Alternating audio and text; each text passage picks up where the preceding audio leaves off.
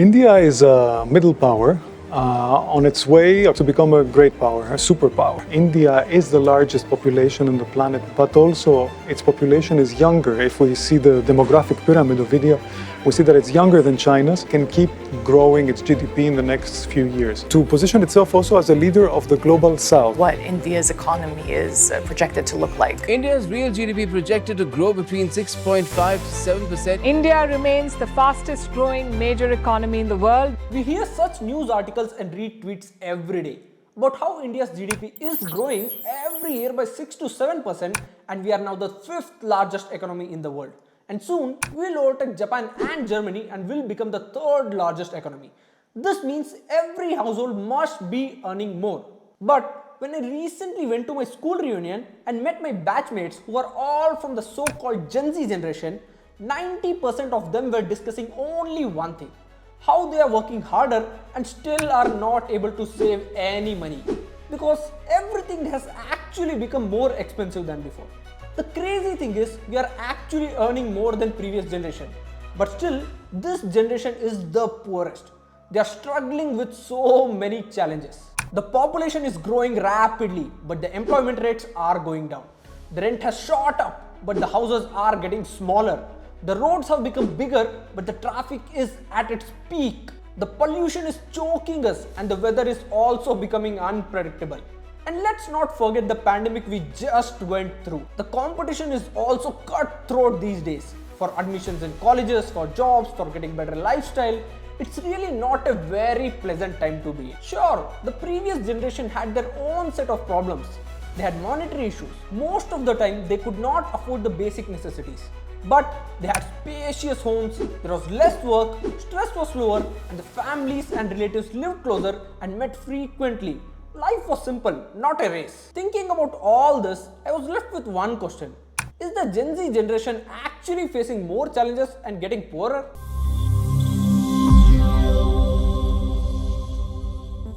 Okay, so let's dive into the problems that this generation is facing by dividing them into 4 broad categories: inflation, housing crisis, job market, and purchasing pattern. But before that, let's paint a picture of what Generation Z actually is. Generation Z or Gen Z is basically people who are born between 1997 and 2020. This means they are currently between 12 and 27 years old.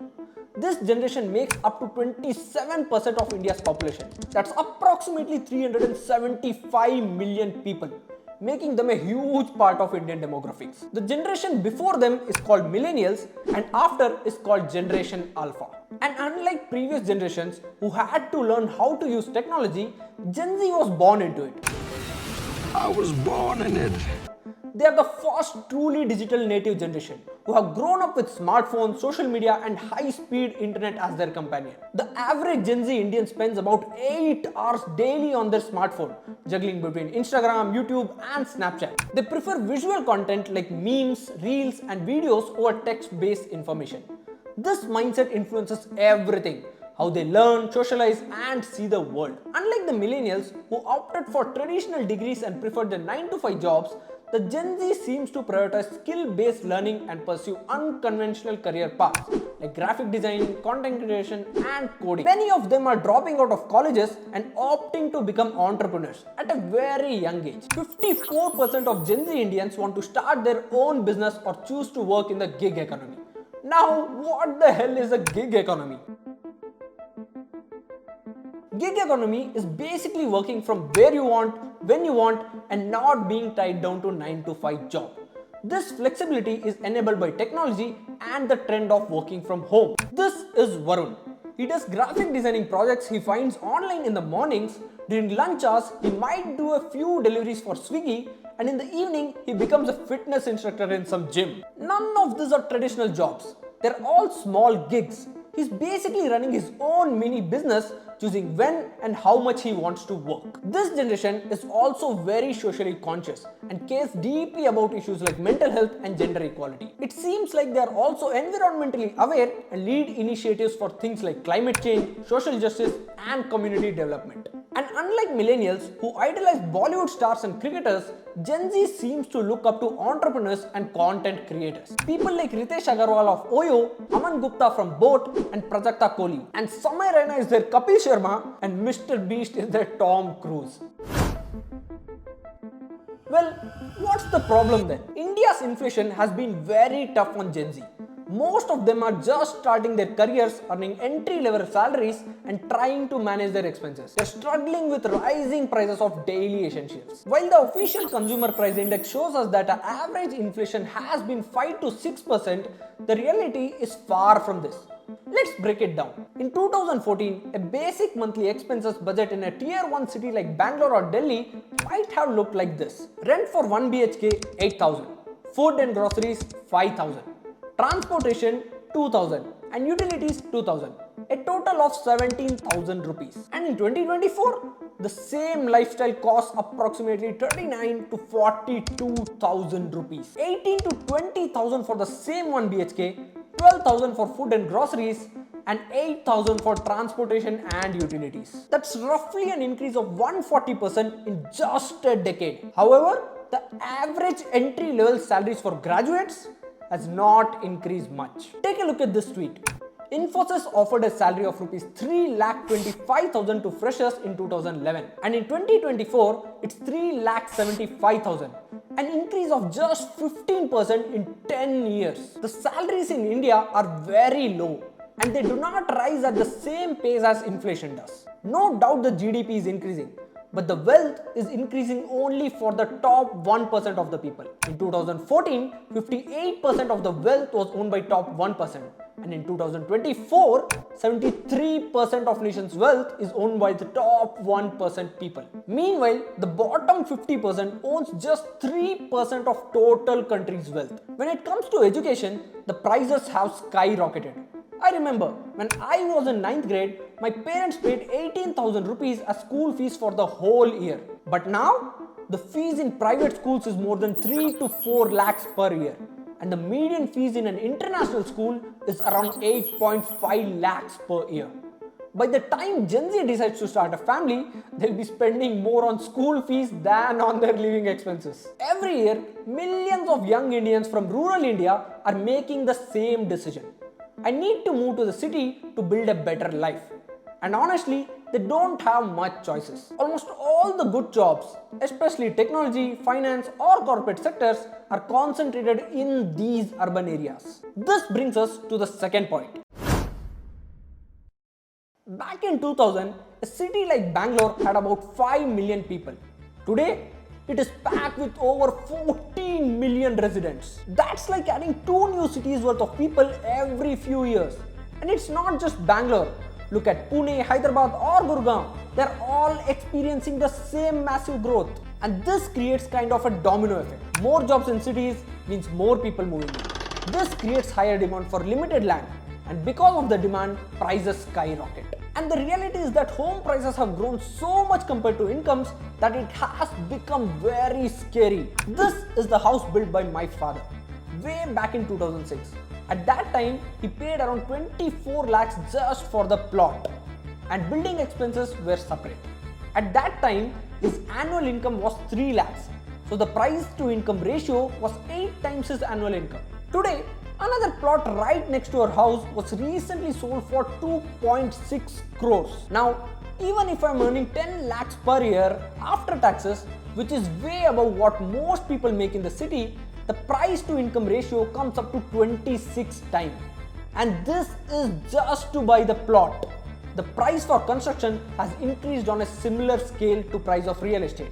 So, for me to buy a house would require 52 years with 100% of my savings. This means I need to earn proportionally more to afford the same type of home my father built 19 years ago. That's exactly the reason why average age of first-time home buyers has been increasing in the past few years. The down payment burden is also a lot more. To purchase the land, my father took a loan and paid a down payment of 5 lakhs. That is around 20% of the total land price. This would have taken him around 5 years to save, even if he saves 30% of his income. If you go with the same calculation, it will take me more than 10 to 12 years just to save for the down payment. I'm calculating all the bonuses and increments as well. In the meantime, the prices of real estate will also go higher. Also, another challenge is that while saving for the down payment, today's generation is also typically paying higher rent and higher maintenance costs, which was much lower for previous generations. They also have to pay for more things like internet, travel, parties, which the previous generation didn't have to. Not just that, our culture also boasts house ownership as a win. It is like if you are living in a rented house, you are considered as a loser in the society. So you somehow take a huge loan, get stuck in the EMI trap and purchase the house. And we are the only country that has the highest population in this working age, which means more competition to buy houses. So naturally, there is always more demand due to that.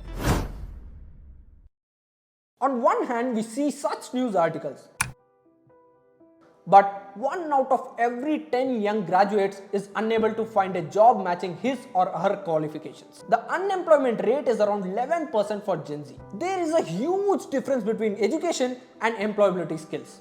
As per a report from Teamless Digital, around 15 lakh engineers graduated in 2024 and only 45% of them meet the industry standards. There's also a global economic slowdown which has affected the Indian job market, especially in export-driven sectors like IT and manufacturing.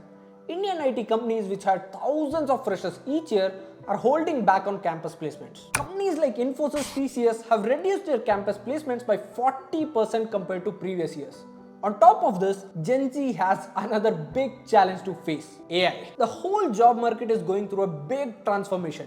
Every company is trying to implement AI and automate most of the tasks. The tasks that usually require 10 entry-level programmers can now be handled by just 2 or 3 experienced programmers with the help of AI tools. Even banks, which were a big source of employment for freshers, are moving towards AI-powered services. SDFC introduced Ava, an AI-based chatbots and virtual assistant to replace people in customer service roles, as the chatbot can provide service 24/7. SBI is also using AI to identify and track fraudulent activities so that it can minimize the risks. Also, manufacturing jobs aren't safe. Automation and robots have already replaced workers in assembly lines doing repetitive tasks. Anyway, this is a very huge topic, and we'll try to make a video on this. Keeping aside all this, even if a Gen Z gets work, most of the employers feel employing someone from this generation is a nightmare. Gen Z is widely considered an employer's nightmare, and survey after survey shows this.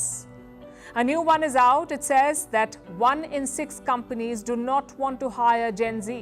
Most of the managers think that 99% of Gen Z are not ready to work hard. They want maximum in minimum efforts or in no efforts at all. And hard work is not in their dictionary. This generation only wants jobs in which they literally should have no work in the name of work-life balance. This is the only generation that is most disengaged in their work. As per a recent survey from Deloitte, around 50% of Gen Z is dissatisfied with their work. Also, the trend of quiet quitting is increasing in India. Quiet quitting is when employees completely disengage themselves from any work beyond their assigned duties. They just do the bare minimum work to survive in the company. Now, don't get me wrong here. I'm not asking you to burn yourself and work 70 hours a week like Mr. Narayan Murthy says. Our youngsters must say, this is my country. I want to work 70 hours a week. That's just too much in my opinion, and probably not for everybody. It's just that India is a developing nation and is seeing high growth rate, and we are far from done. This generation should keep its focus on economic growth. Work for yourself and your families and make good money. Of course, if you want to. We need economic growth for the next 30 years. Then India can relax a bit. Until then, it's work. Okay, coming to the last point of this video. Remember how shopping used to be? You'd have to physically go to the stores, carry cash, and really think about each purchase. But now, you can purchase anything, no matter how expensive, in just 3 clicks. Spending money has become very easy. Think about how a typical purchase happens today. You're scrolling through Instagram and suddenly you see these really cool shoes. The ad is perfectly targeted. It knows your style, your preferences, even what you have been talking about with your friends. 2 taps later, boom, you have bought it. No waiting, no thinking, just instant gratification. This happens millions of times every day. In 2015, the average Gen Z Indian would make maybe 2 or 3 online purchases a month. Today, it's more like 12 to 15 purchases. And here's what's really interesting. About 50% of these purchases are impulse buys. They weren't planned, They just happened because everything aligned perfectly. The right ad, the right time, and super easy payment options. Speaking about payment options, UPI has a huge part to play in Gen Z's purchasing patterns. In 2016, when UPI started, the total transaction value was just few crores. But now, it's over 17 lakh crores monthly. It's become so normal that I sometimes forget what it was like to carry cash. Remember standing in the ATM lines? It was like an ancient history. UPI is so easy to use that you forget how much you're spending and lose track of all your purchases. Another feature that these e-commerce platforms use to make us spend more is buy now pay later option. And believe me, the numbers are crazy. In 2019, BNPL transactions in India were around 2,000 crore rupees. And in just 5 years, they shot up to over 24,000 crore rupees. People are buying things worth 50,000 without having 50,000 in their accounts. The psychology behind all this is pretty clever. Earlier, you'd feel the pain of spending when you handed over cash. Now, it's just a number on your screen. Apps make spending feel like a game. You get points, rewards, cashbacks. It's almost like they're making you feel good about spending money. The social media influence is huge too. Over 70% of Gen Z's purchase decisions are influenced by social media. We are constantly being shown what others are buying and what's trending, creating a FOMO. Ads have become so personalized that sometimes it feels like they're reading our minds. Seeing all this, I even tracked my own impulse purchases for a month. Out of 15,000 I spent online, almost 10,000 was on things I hadn't planned to buy. This is really concerning. The problem is, no one taught this generation how to save and why it's smart to delay what you want. So you get what you truly need. They just don't understand fiscal responsibility. Not because they are dumb, because they have never been taught how to do it or why it's important. So they spend whatever they make and don't have funds saved for what's really important. Their retirement or to get a house. This isn't everyone in this generation, of course, but it's a lot of them. If you like the video, smash that like button and make sure to subscribe to see more such content. I'll see you in the next one. Bye bye.